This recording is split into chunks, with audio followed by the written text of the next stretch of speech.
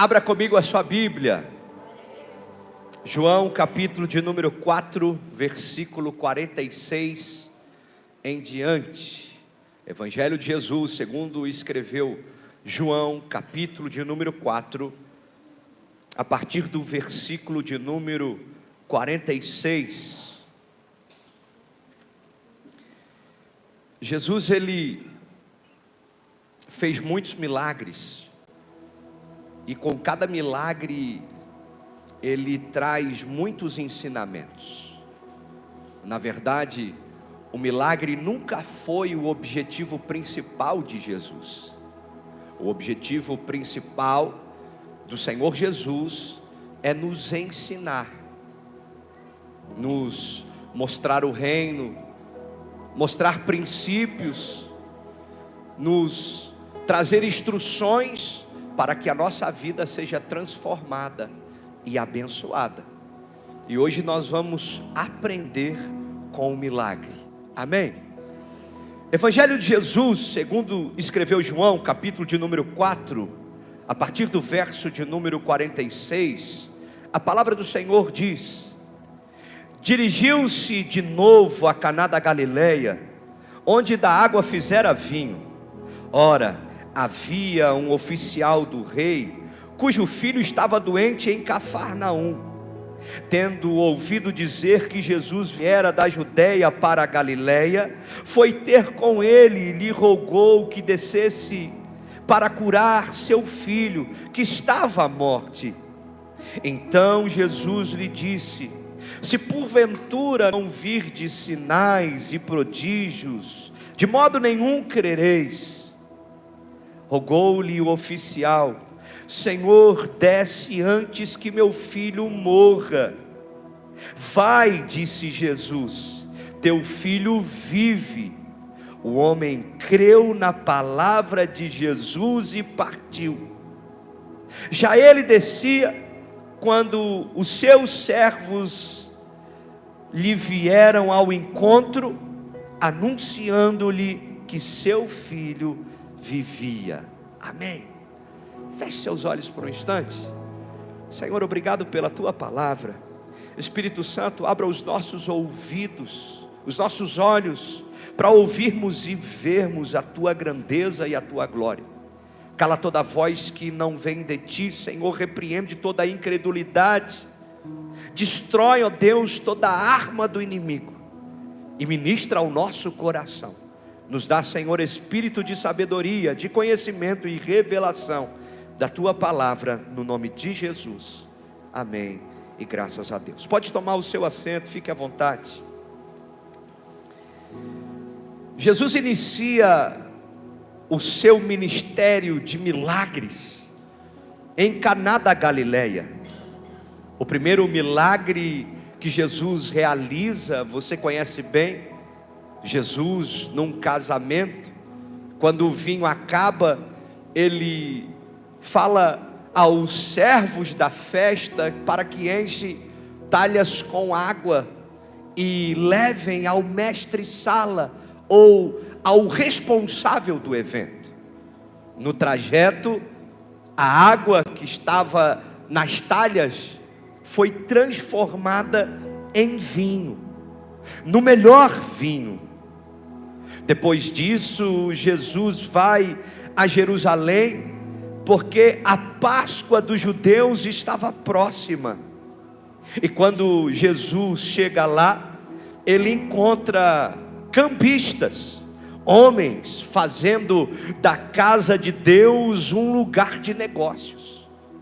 Você também já conhece essa história, sabe que Jesus derruba algumas coisas, faz um barulho lá, expulsa os cambistas da casa de Deus. Jesus, depois de expulsar os cambistas, vai com seus discípulos para a Judeia, e lá ele prega a palavra, e os seus discípulos batizam aqueles que recebiam a palavra. Os fariseus que lá estavam causam alguns alvoroços e barulhos. Então Jesus decide voltar para Galileia. Porém, para chegar na Galileia, era necessário atravessar a província de Samaria. E lá Jesus vai a um poço, encontra uma mulher, e ele lhe pede água.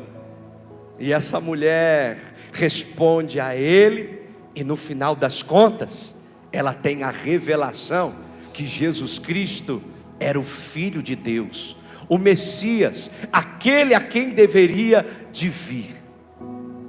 Logo depois disso, nós entramos no texto que lemos. Jesus então volta a Caná da Galileia, e é neste lugar que Jesus opera o seu segundo milagre. A Bíblia vai dizer que um oficial do rei tem um filho que está em Cafarnaum, e este filho está doente, esse filho está perecendo, esse filho está morrendo. E é então que esse oficial do rei tem uma grande experiência com o Deus que faz milagres. E é nesse contexto que nós vamos extrair alguns aprendizados, porque, como eu disse, o milagre nunca foi o objetivo principal de Jesus. O objetivo principal de Jesus é nos ensinar a partir dos milagres, nos ensinar a partir de homens e mulheres que buscaram nele uma resposta para a sua vida. Você entrou aqui hoje buscando uma resposta? Você entrou aqui hoje precisando de um milagre? Você entrou aqui hoje buscando algo poderoso da parte de Deus? Eu quero te dizer que você não só vai receber a sua bênção, não só vai experimentar do seu milagre, não só vai ter a sua vitória, como vai sair daqui cheio de aprendizado para viver uma vida nova no nome de Jesus. Do texto que lemos, vamos destacar, vamos tirar alguns aprendizados. E o primeiro é: você só precisa ter um propósito. Diga bem forte: eu preciso de um propósito.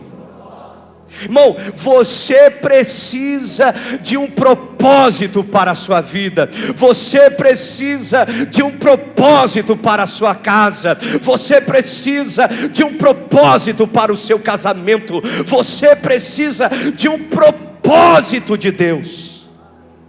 Tem muita gente sofrendo, tem muita gente vivendo dias difíceis, tem muita gente vivendo amargurado. Por quê, pastor? Porque não tem propósito. Porque não encontrou um propósito verdadeiro para a sua vida. Não encontrou um propósito genuíno para a sua existência. Ei, eu preciso te lembrar que você não caiu de paraquedas na terra, ou que você não está aqui por acaso. Existe um propósito da parte de Deus para você. Existe um propósito da parte de Deus para a sua vida.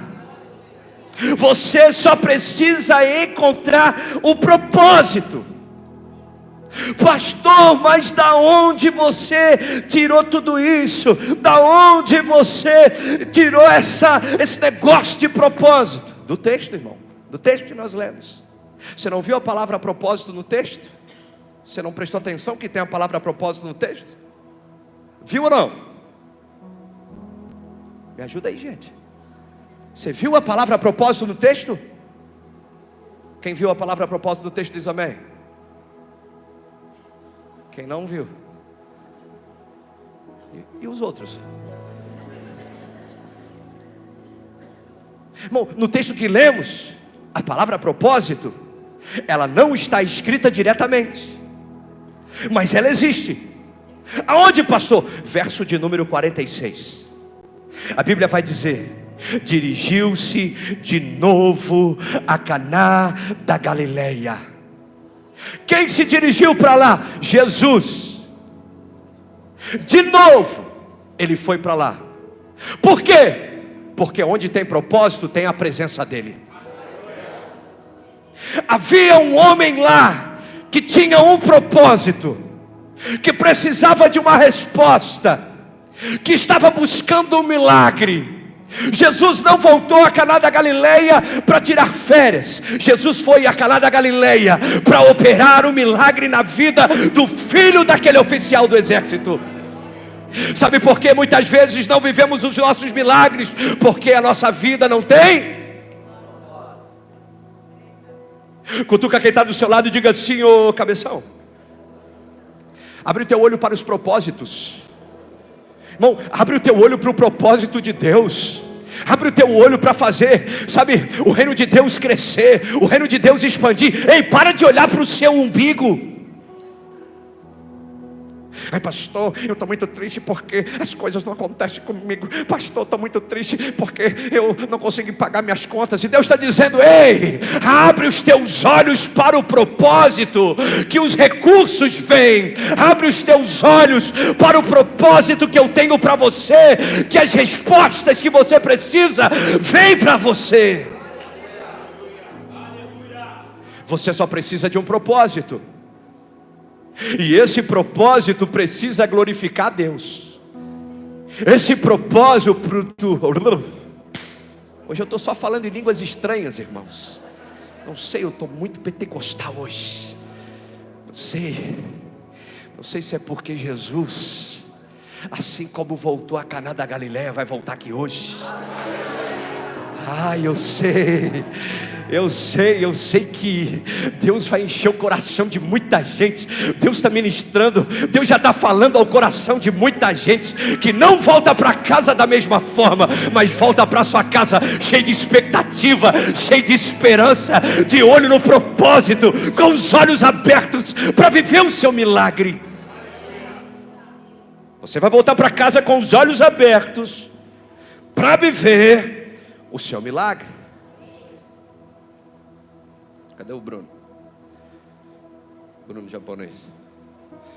Abre o olho para viver o seu milagre, japonês. O Kim hoje não está aí, né? Irmão, nós temos na igreja japonês, coreano. Tem de tudo na igreja. Nós precisamos abrir o olho para o propósito. Não olha para o milagre. Não olha para as circunstâncias. Não olha para os problemas. Não olhe para os desafios. Não olha para as necessidades. Para onde eu devo olhar, pastor? É para o propósito. Sabe para que eu quero essa empresa? Para glorificar o Senhor. Sabe por que eu quero casar? Para glorificar o Senhor. Sabe por que eu quero ter filhos? Para glorificar o Senhor. Sabe por que eu quero isso, aquilo? Para que a glória de Deus se manifeste. O meu propósito é adorar o Senhor. Irmão, eu não conheço ninguém vivendo o seu propósito caído na depressão.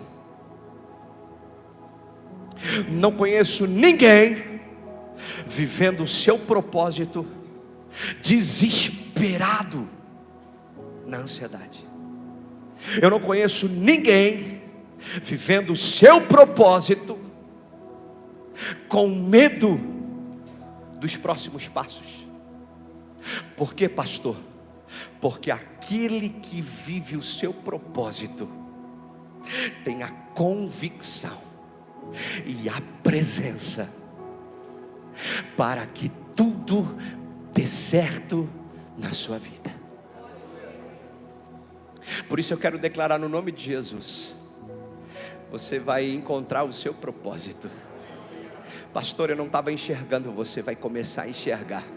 Pastor, eu não conseguia ver, eu não sei o que aconteceu, mas eu estava impedido de ver o propósito. Hoje as escamas dos olhos caem. Hoje aquilo que bloqueava você cai por terra. Hoje aquilo que estava amarrando você é destruído. Para quê? Para que você encontre o seu propósito, para que você veja o propósito e viva o seu milagre. Porque onde tem propósito tem milagre. Jesus volta a Caná da Galileia para ir a um resort de férias. Aleluia. Jesus volta a Caná da Galileia para visitar alguns amigos e jogar um baralhinho, além. Nada, irmão. Tem alguém rindo aí? O que foi, irmão? Jesus volta com um propósito.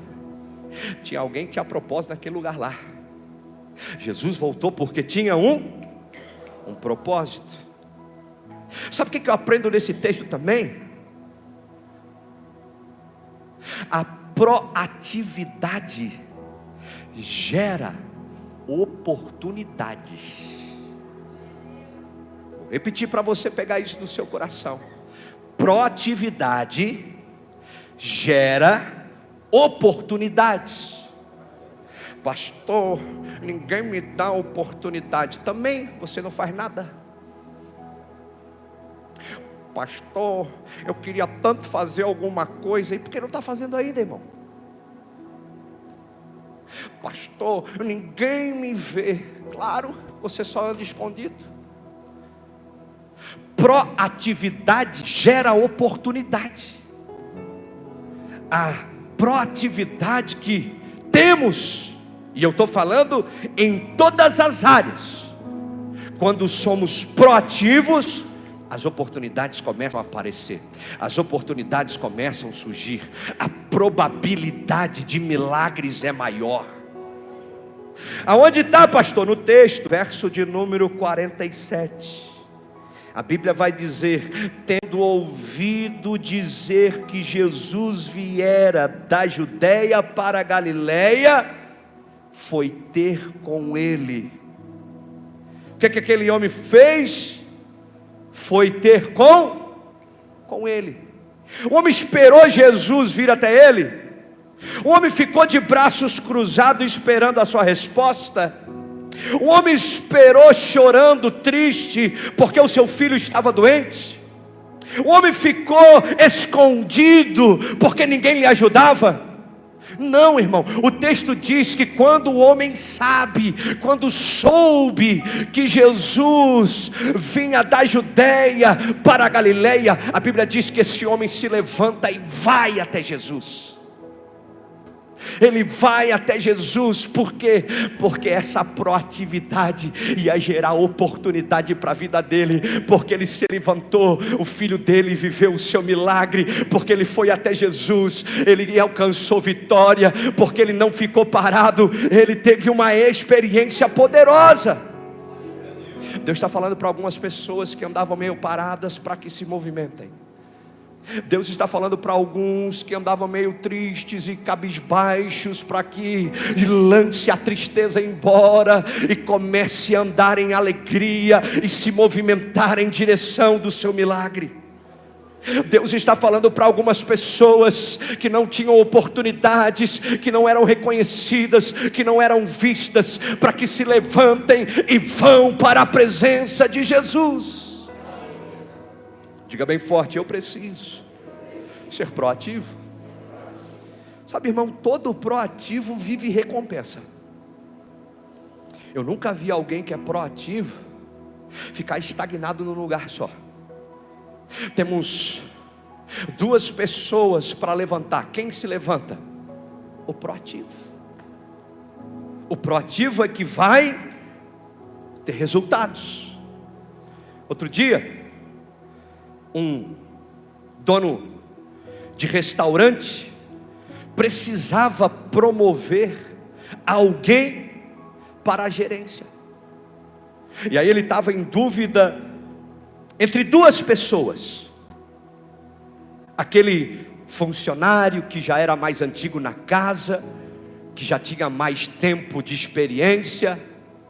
Ele foi chamado pelo proprietário, e o proprietário pediu: João, vai até a mercearia da Maria e veja se lá tem abacaxi, porque o abacaxi está terminando, e daqui a pouco nós vamos servir o almoço, e nós vamos precisar de mais abacaxi para fazer os sucos. O João então ele vai até a Maria. Chegando lá ele pergunta: quanto está o abacaxi? A Maria responde: hoje nós estamos em falta. Ele olha e diz: poxa, que pena. E volta para o restaurante. Chegando lá, ele fala com o proprietário dizendo: falei com a Maria, mas infelizmente hoje não tem abacaxi. E o dono do restaurante falou: obrigado, João, obrigado por sua gentileza, você está dispensado. E aí ele chama o Alisteu, nome bonito. O Alisteu não tem a mesma experiência que o João. Ele chegou não faz muito tempo, mas o Alisteu recebe do dono do restaurante a mesma missão. Alisteu vai até a mercearia da Maria e pergunta se lá tem abacaxi. O Alisteu sai e vai bem rápido. Chega lá e ele pergunta: Maria, tem abacaxi? E a Maria responde: infelizmente nós não temos. Mas o que tem de fresquinho, Maria? Não, o que tem de fresquinho são as laranjas. Inclusive estas é de estação, é de época. Por isso nós estamos com um preço promocional para elas. E nós temos também dá um outro nome de fruta aí para mim. Uva.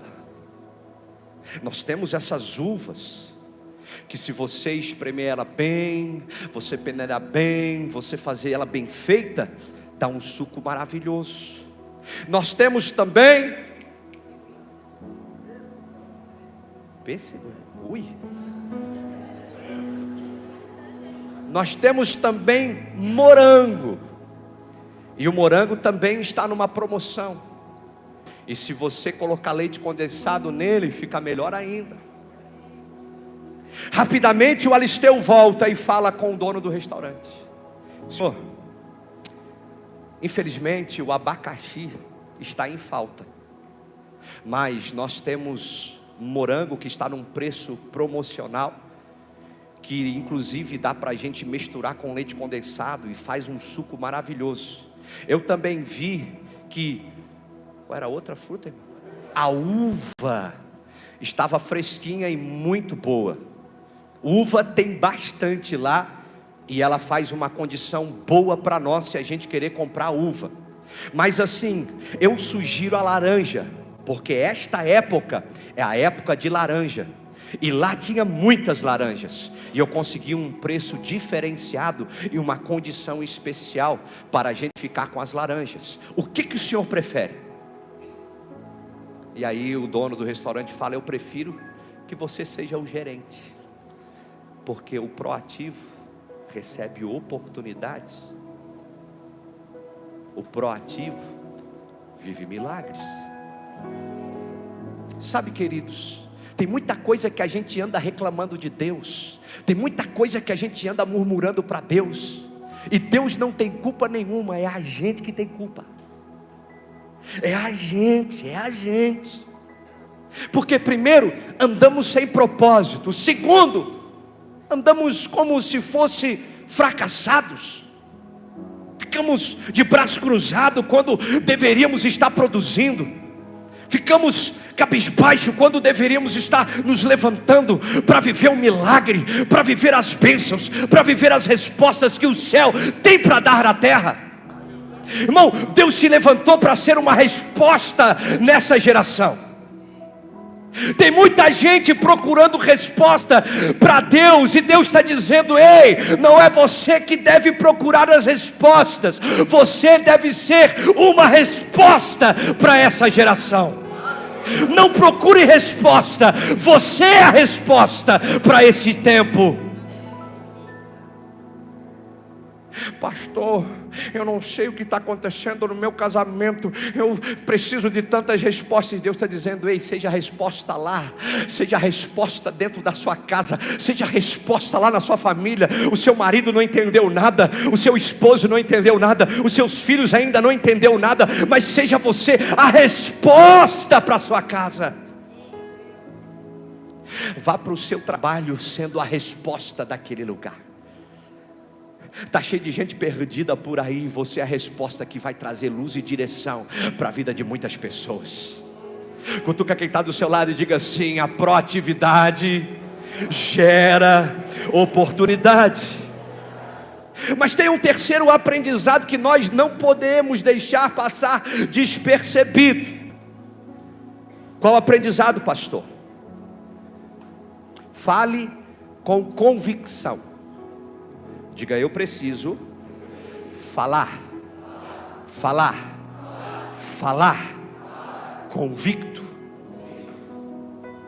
Porque está cheio de gente falando, mas cheio de insegurança. Vou falar sem certeza. Deus te chamou para falar com convicção, com garantia. E essa garantia não é sua, essa garantia vem do alto. O próprio Deus garante. Então fale, e fale com convicção. Fale com certeza, porque aquele que fala com certeza traz credibilidade. Tem muita gente que dá errado porque é inseguro. Não fala com certeza, com convicção. Pastor, como assim? Eu não estou entendendo. Irmão, olha o que o pai do menino fala para Jesus, e olha a forma, a maneira que ele se comunica para Jesus. Verso de número 48 e 49, a Bíblia vai dizer que Jesus disse ao pai do menino: porventura não virdes sinais e prodígios, de modo nenhum você vai crer. Jesus estava testando a fé daquele homem. Jesus estava dizendo: ora, se você não ver os sinais, se você não ver os milagres, se você não ver as maravilhas, você não vai acreditar. Se os seus olhos não enxergarem, você não vai ter a convicção. Aí olha a forma que o homem responde, verso 49. Rogo-lhe, o oficial respondeu: Senhor, desce antes que meu filho morra. Senhor, desce antes que meu filho morra. O homem fala com convicção. Em outras palavras, o pai do menino diz: Senhor, vai, porque eu sei que tu podes. Vai, porque eu sei que tu és poderoso.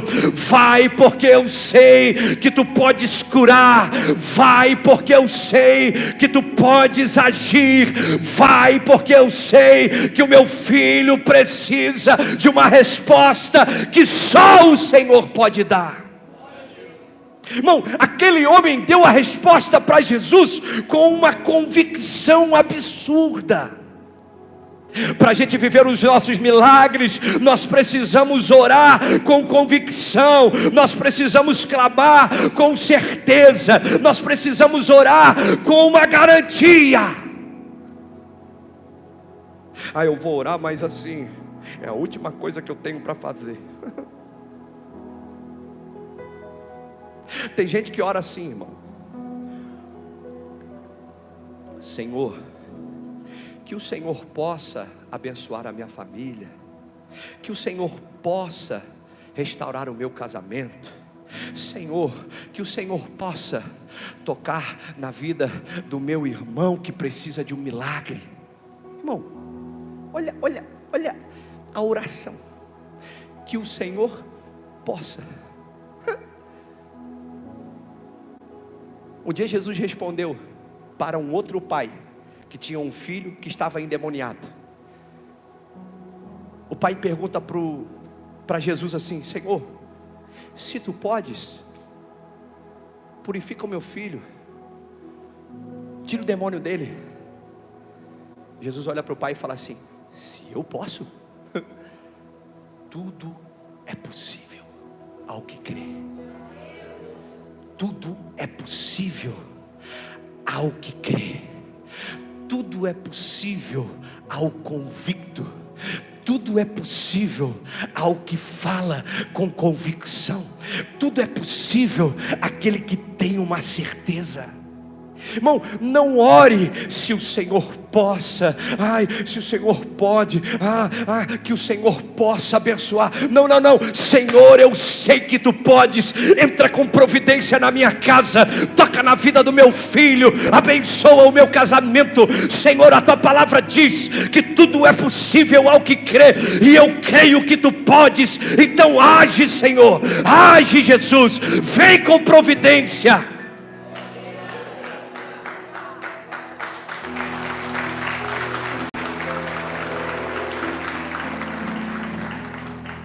Diga: eu preciso falar com convicção. Sabe o que eu aprendo nesse texto? O que, pastor? Que lá vem as línguas estranhas de novo. Quem crê, diga bem forte: quem crê se movimenta. Olha para outra pessoa que está do seu lado, não olha para a mesma. Diga assim: ô cabeção, por que você está parado? Quem crê se movimenta. Quem crê se movimenta. Pastor, sabe, Deus me deu uma palavra. Eu vou ser pai de multidões. Mas assim, pastor, eu tenho medo de falar de Jesus. Não, se Deus te der uma palavra, levanta, se movimenta e fala. Mas pastor, eu não sei. Eu também não. Só que não é sobre você, é sobre Ele. E quem crê, se movimenta. Pastor, Deus prometeu uma bênção para minha casa. E assim, eu estou esperando a minha bênção. E isso, espera bastante. Só que dá uma sentadinha, dá? Porque senão você vai cansar, meu lindo. Porque quem crê se movimenta. Quem crê se movimenta. O texto vai dizer que o homem, verso de número 50,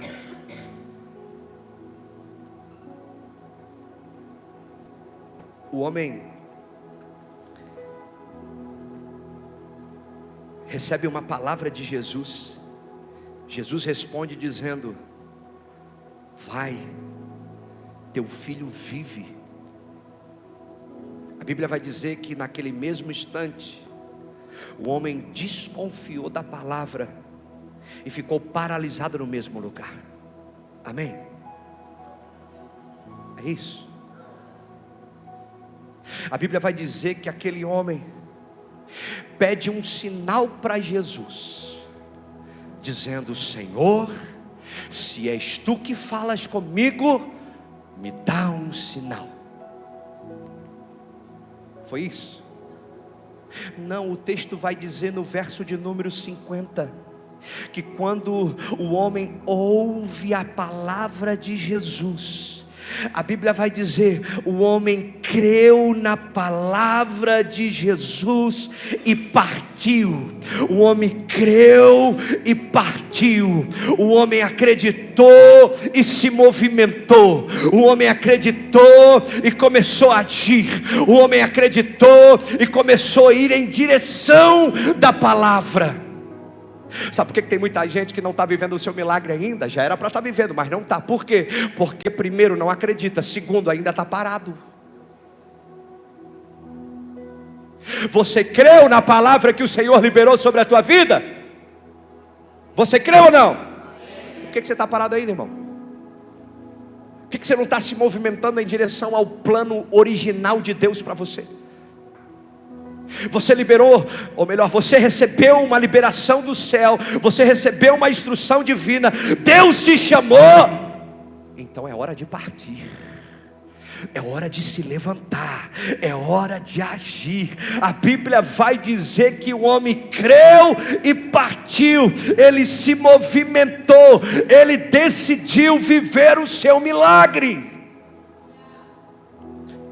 Tem pessoas que Deus já disse: vou fazer de você um instrumento meu no mundo corporativo, vai abrir empresa, vai ter negócio, vai prosperar, vai dar certo, vai ter recurso para abençoar a igreja, vai ter recurso para abençoar os projetos, vai ter recurso para ser um instrumento do céu na terra, em finanças, vai ter bênçãos para multiplicar na vida dos irmãos, para ajudar o próximo, para colaborar. E Deus está dizendo: só precisa se movimentar. Já era para estar prosperando, mas está parado ainda. Tem gente que já era para ter filho, mas não se movimenta, irmão. Ai, Jesus, é só para casais casados, tá? Os que não são casados se movimentem na oração, aleluia, amém. Pastor, eu entendi essa palavra, é hoje, é nada, irmão. Vai tomar banho de água gelada, fique em paz, descanse teu coração, vai casar primeiro, porque aquele que quebra princípio vai ser quebrado por ele. Então espera a hora certa. Pastor, eu estou com vontade, eu sei. Vai orar, aleluia. Esquece esse assunto, vamos mudar.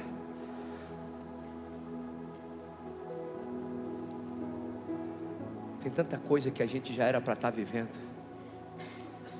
Deus liberou tantas promessas para nós, mas a gente ficou parado talvez numa palavra que alguém lançou contra nós. A gente ficou parado num processo que a gente ainda não venceu. Tem tanta coisa boa da parte de Deus. O Senhor tem tantas promessas para fazer em nós, por meio de nós também. E às vezes a gente está num lugar bloqueado, e Deus está dizendo: se você acredita, então se levanta. Se você acredita, então se põe de pé. Se você acredita, então sai do seu lugar e se movimenta. Se você acredita, então começa a celebrar. Se você acredita, então levanta a sua mão. Se você acredita, então começa a profetizar. Se você acredita, então começa a marchar em direção da vitória. Se você acredita, então começa a liberar palavras sobre a tua família, sobre a tua casa, sobre o teu casamento. Se você acredita, começa a dar ordem ao caos. Se você acredita, então faz barulho.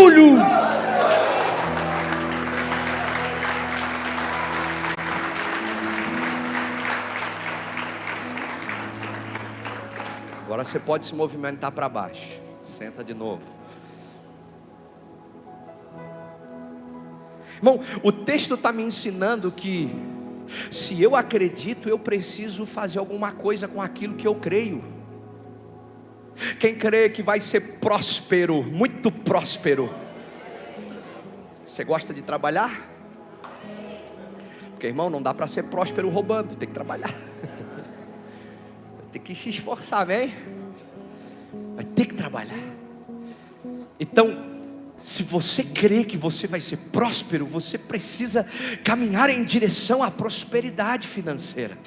Se você acredita que Deus pode restaurar o seu casamento, então você tem que se posicionar até que Deus restaure. Se você acredita que Deus pode curar o seu filho, então se posicione até que esse milagre aconteça. Irmão, a Bíblia vai dizer que quando o homem descobre, quando o homem sabe que o filho, ou melhor, que Jesus sai da Judeia e vai para a Galileia, o homem é proativo, ele se levanta e vai à direção de Jesus. E aí Jesus testa a fé dele. Jesus fala algumas palavras. Você saiu daqui, veio de lá, veio para cá, veio falar comigo, mas assim, ó, você só vai viver o milagre se você ver, porque você é pouca fé. Você precisa ver, você precisa de sinais, você precisa de prodígios para que você acredita. Você não tem muita fé. Em outras palavras, era isso que Jesus estava dizendo. Aí o homem respondeu com convicção, dizendo: Senhor, vai logo, porque eu sei que tu podes. Vai logo, que meu filho está doente. Vai logo, porque tu és a minha resposta. Vai logo, porque eu sei quem eu tenho crido. Aí Jesus fala para ele: ei, eu nem vou. Quem vai é tu, pode ir, teu filho vive. A Bíblia diz que o homem acredita e vai.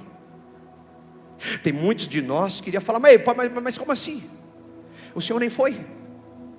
Não, mas meu filho vive, mas como? Eu saí de lá, ele estava morrendo, eu saí de lá, ele já não tinha muito batimento, eu saí de lá, ele estava à beira da morte. Como ele vive? O senhor nem foi à minha casa. Muitos de nós iam fazer isso. Senhor, não vai embora, vem comigo então. A Bíblia vai dizer que aquele homem creu na palavra. Diga: creu na palavra. Creu na palavra e partiu. E sabe o que eu aprendo?